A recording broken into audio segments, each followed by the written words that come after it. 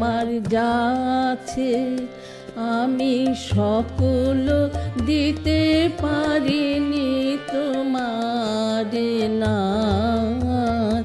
সঙ্গীত সাধনায় ধ্যানমগ্ন এক জীবন, যে জীবনে গান যেন তার প্রতিশোধ গ্রহণের হিরণ্ময় হাতিয়ার।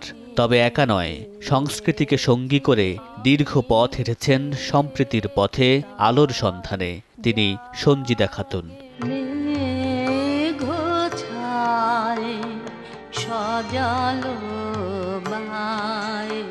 একুশে ভাষা এসেছিল তার মননে, ৭১-এ কণ্ঠে বেজেছে বিদ্রোহের আগুন।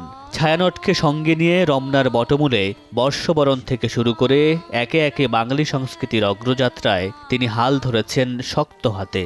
আজি শ্রাবণ ঘন গহন মহে গোপন তব। রবীন্দ্রনাথের সৃষ্টির আলোয় পৃথিবীর মুখ দেখার স্বপ্ন দেখেছেন তিনি। তবু যতবার বাধাগ্রস্ত হয়েছে পথ, সুর আর শব্দকে হাতিয়ার করে অশুভর বিরুদ্ধে উচ্চারণ করেছেন মঙ্গলবাণী। আগুনে পরশ মনে ছোঁয়াও প্রাণে।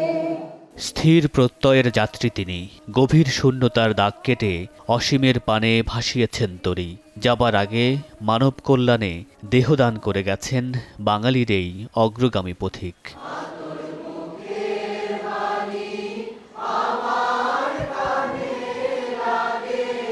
মামুনুর রশিদ পনেল, সময় সংবাদ, ঢাকা।